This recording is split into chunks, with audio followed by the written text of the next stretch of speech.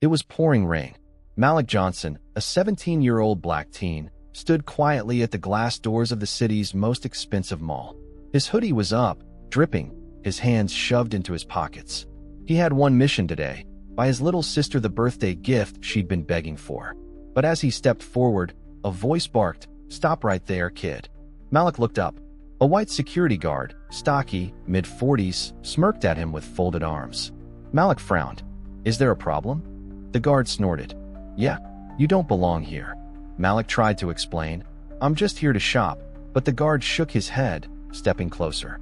"Why don't you head back where you came from?" Malik's fists clenched. His chest tightened. Shoppers passed by, glancing at the scene, but no one said a word. He took a deep breath, forcing himself to turn away, but his eyes were sharp. He pulled out his phone, made a quiet call, his voice calm but firm. "Before we continue this story, make sure you hit the subscribe button so that you won't miss out on this type of story." 20 minutes later, the mall parking lot roared to life. Black SUVs rolled up, tires screeching. Men in dark suits spilled out, rushing toward the entrance. The guard's smirk faded, his brow furrowed, confusion twisting his face. What's going on?" The mall manager came sprinting, breathless, panicked. "Where is he? Where's Malik Johnson?" The guard scoffed, pointing at Malik. "That kid." The manager's face turned ghost white. "You absolute fool.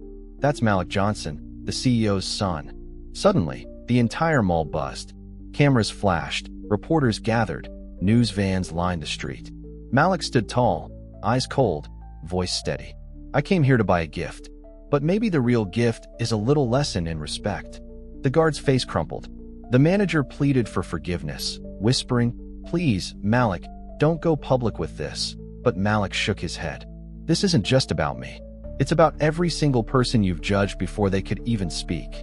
By nightfall, the video had exploded online. 10 million views on TikTok.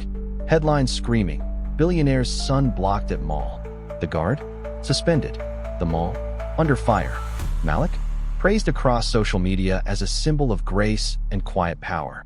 But while the world cheered, Malik sat at home, watching the news, his jaw tight.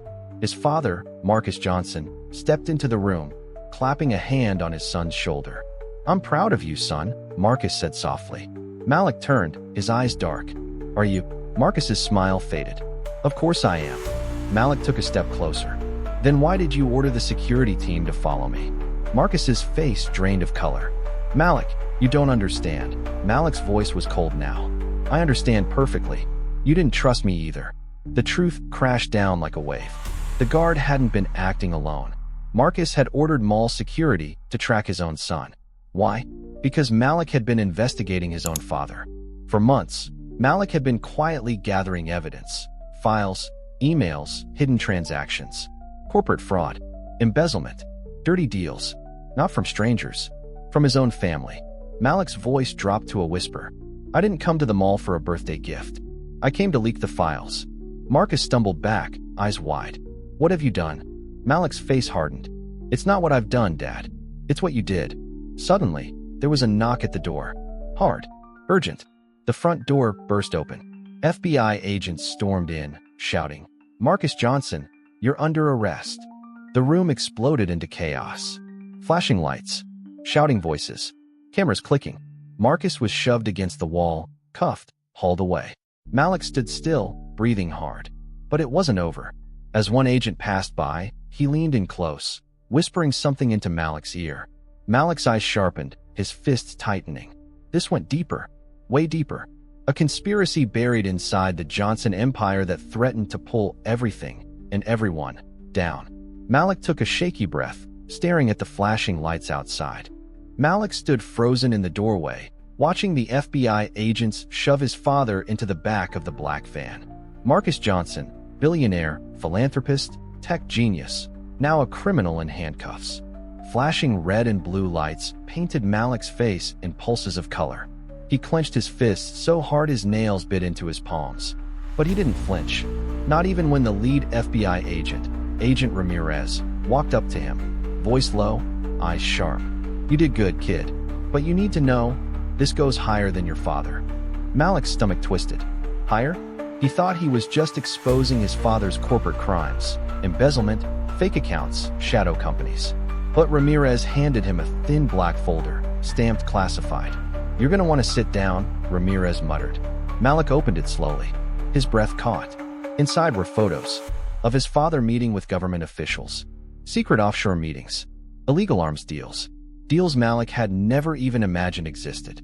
His hands shook. He whispered, "No, this can't be real." Ramirez's face hardened. "We need your help.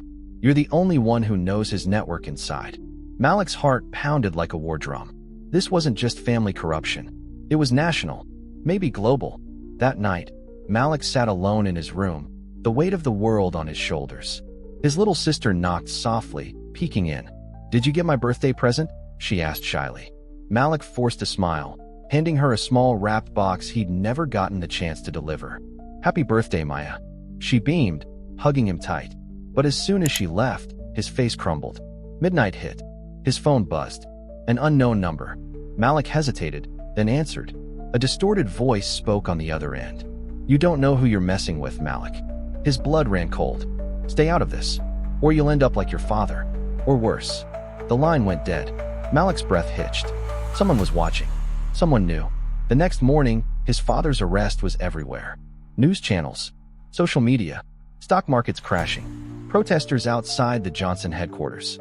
Malik walked through the chaos, reporters shouting his name, cameras flashing. But all he could think about was the phone call. And the photos.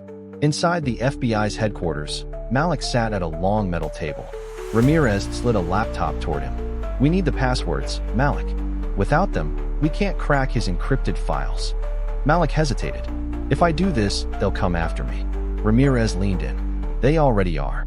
Malik closed his eyes. He thought about his father's face the night before. The betrayal, the lies, the years of pretending. He took a deep breath and started typing. Suddenly, the power cut out. Darkness swallowed the room. Alarms blared. Red emergency lights flickered. Ramirez jumped up, hand on his gun. "We're under attack," he hissed. Malik's heart raced. "What do you mean attack?" Ramirez grabbed him by the arm. "Move." They ran through the halls as shadowy figures stormed the building. Masked men, heavily armed, moving with military precision. Malik stumbled, nearly falling. He realized these weren't random mercenaries.